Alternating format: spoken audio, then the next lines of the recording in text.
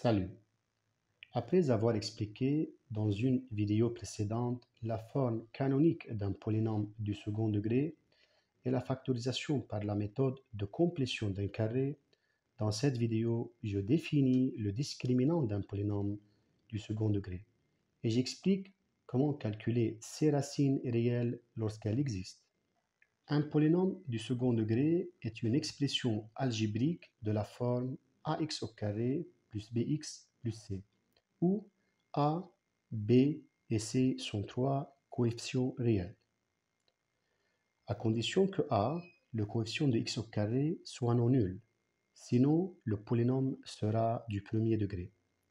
J'ai déjà expliqué ça dans la vidéo précédente. Et de plus, dans la vidéo précédente, j'ai vérifié qu'un polynôme du second degré peut être exprimé par une forme dite canonique, définie par cette expression. Rappelons-nous cette forme avec l'exemple suivant. Voici les coefficients du polynôme p de x. Maintenant, remplaçons dans la forme chaque paramètre par sa valeur. Après avoir calculé b sur 2a et b au carré moins 4ac, le tout sur 4a au carré, remplaçons et nous obtenons la forme canonique de p de x. Mais nous remarquons qu'entre les crochets, nous avons une différence de 2 carrés, ce qui confirme l'existence d'une forme factorisée, c'est-à-dire p de x peut s'écrire sous forme de produit de deux binômes du premier degré, en faisant appel au secours cette identité remarquable. Un autre exemple. Essayons de déterminer la forme canonique de q de x. Alors, même démarche et même calcul.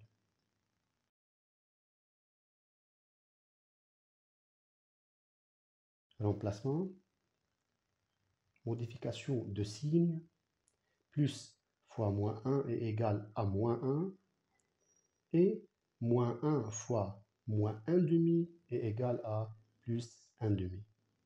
Et voilà la forme canonique de q de x. Nous remarquons qu'entre les crochets, nous avons une somme de deux nombres positifs et non pas une différence de deux carrés. Alors, q de x n'admet pas une forme factorisée, car entre les crochets, nous avons une somme de deux carrés.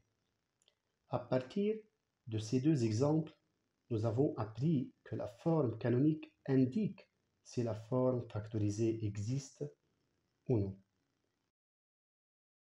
Prenons la forme canonique d'un polynôme du second degré p de x et notons ce numérateur par delta. Et la forme devient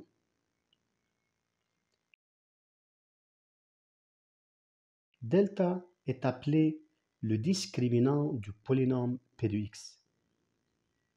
Exemple, si p de x est égal à x au carré plus x plus 1, alors son discriminant est égal à b au carré moins 4ac, qui est égal à moins 3, ce qui est un nombre négatif. Pourquoi le signe de delta est-il très important? Nous allons voir.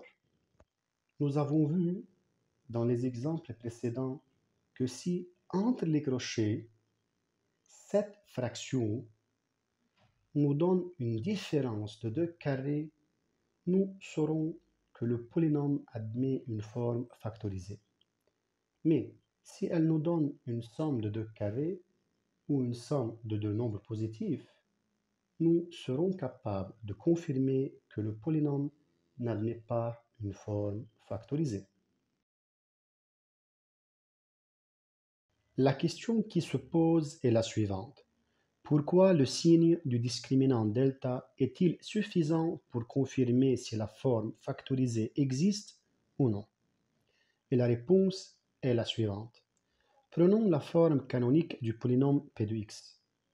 Le discriminant est un réel, et nous savons qu'un nombre réel pourrait être négatif, nul ou positif. Étudions chacun des trois cas et essayons d'en tirer de conclusions. Premier cas. Supposons que delta est négatif. Et n'oublions pas que A est non nul. C'est une condition nécessaire. Alors, x plus b sur 2a le tout au carré est positif. Aucun doute, c'est un carré. Donc, cette partie de l'expression est positive. Maintenant, prenons la deuxième partie de l'expression, la partie contenant delta. Le dénominateur est certainement strictement positif, puisqu'il est un carré, et A est non nul. Delta est négatif par hypothèse, alors son opposé, moins delta, est positif. Donc cette partie de l'expression est encore positive. Donc, entre les crochets, nous avons une expression strictement positive, car c'est une somme de deux nombres positifs, qui peut être considérée comme la somme de deux carrés. Et nous avons vu précédemment que cette somme de carrés n'admet pas une forme factorisée. Conclusion, lorsque delta est négatif, le polynôme ne se factorise pas. Deuxième cas. Supposons que delta est nul et que A est non nul. Remplaçons delta par 0 dans la forme canonique. Et faisons une petite réduction. Nous obtenons cette écriture de p de x qui est une forme factorisée remarquable. En fait, c'est un carré multiplié par a, le coefficient de x au carré. Conclusion, lorsque delta est nul, le polynôme admet une forme factorisée et s'écrit comme un carré multiplié par le coefficient de x au carré, par a. Troisième cas. Supposons que delta est strictement positif et que a est non nul. Delta est positif, donc nous pouvons remplacer delta par racine carrée de delta au carré dans la fraction delta sur 4a au carré. Et ça devient racine carrée de delta sur 2a le tout au carré.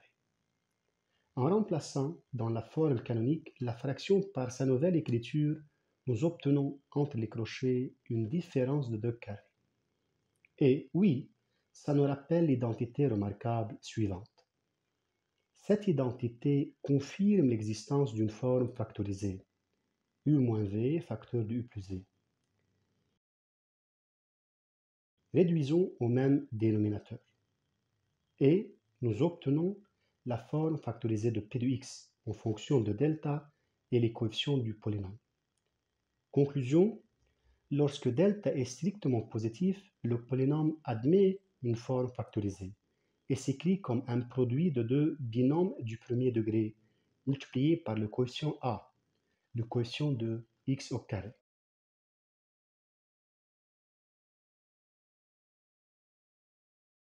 Un récapitulatif. Si delta est négatif, alors le polynôme n'admet pas une forme factorisée. Si delta est nul, alors le polynôme peut s'écrire comme un carré multiplié par le coefficient a, le coefficient de x au carré. Si delta est strictement positif, alors le polynôme peut s'écrire comme un produit de deux binômes du premier degré multiplié par a, le coefficient de x au carré. Jusqu'à présent, nous avons étudié la forme canonique d'un polynôme du second degré et l'existence d'une forme factorisée de ce polynôme selon le signe de son discriminant delta. Dans cette partie de la vidéo, nous allons étudier l'existence des racines réelles d'un polynôme du second degré aussi selon le signe de son discriminant delta et apprendre comment calculer ces racines lorsqu'elles existent.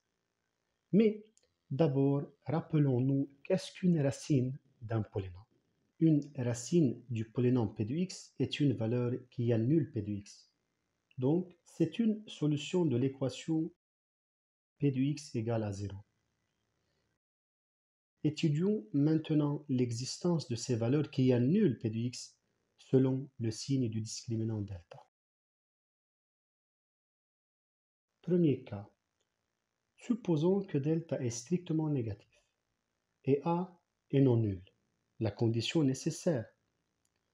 Nous avons vu précédemment que dans ce cas, P de x est une somme de deux nombres positifs multipliés par le coefficient A. Donc, P de x égale à 0 implique que ce produit est égal à 0. Mais A est non nul par hypothèse. Alors, c'est cette somme qui est nulle. Et nous savons qu'une somme de nombres positifs n'est jamais nulle. Alors, cette équation n'admet pas de solution.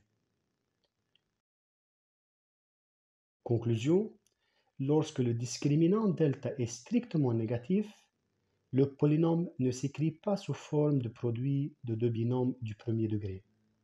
Et il n'admet pas de racine réelle. Il ne s'annule pas. Deuxième cas. Supposons que delta est nul et A est non nul. Nous avons vu que dans ce cas, P de x est égal à A facteur de x plus b sur 2A au carré. Donc, P de x égale à 0 implique que A facteur de x plus b sur 2A au carré est égal à 0. Or, A est non nul par hypothèse. Donc, c'est ce carré qui est nul. Alors, x plus b sur 2A égale à 0. Car une puissance est nulle si sa base est nulle. Isolons x et voici la racine réelle de P de x. Conclusion, lorsque le discriminant delta est nul, P de x admet une unique racine réelle appelée racine double, qu'on note x0 et x0 est égal à moins b sur 2a. Cette racine est dite double car elle est considérée comme deux racines égales du polynôme qui est un carré. De plus, c'est la forme factorisée de P de x.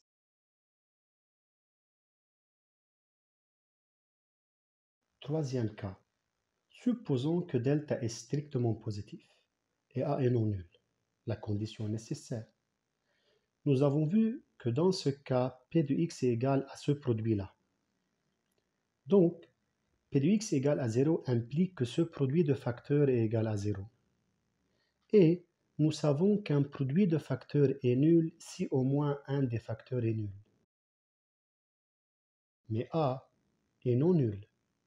Donc, x plus b moins racine carrée de delta sur 2a facteur de x plus b plus racine carrée de delta sur 2a est égal à 0.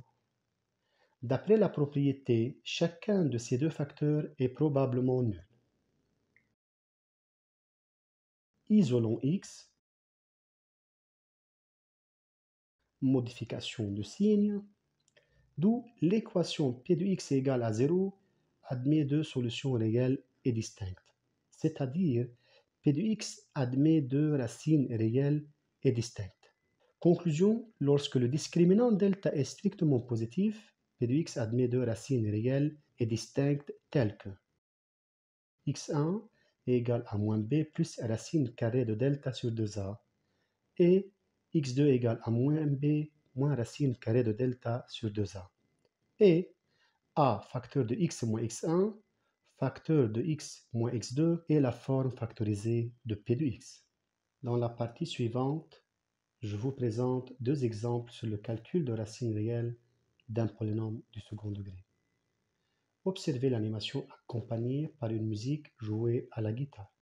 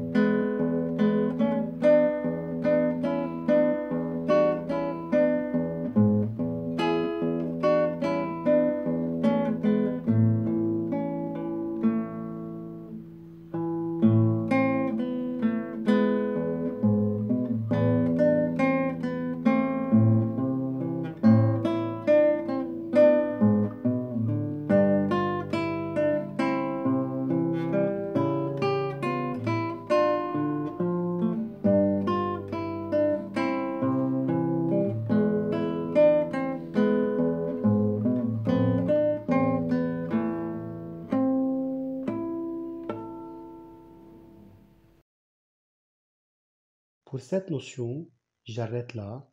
À la prochaine vidéo, soyez au contact et à la vision. Au revoir.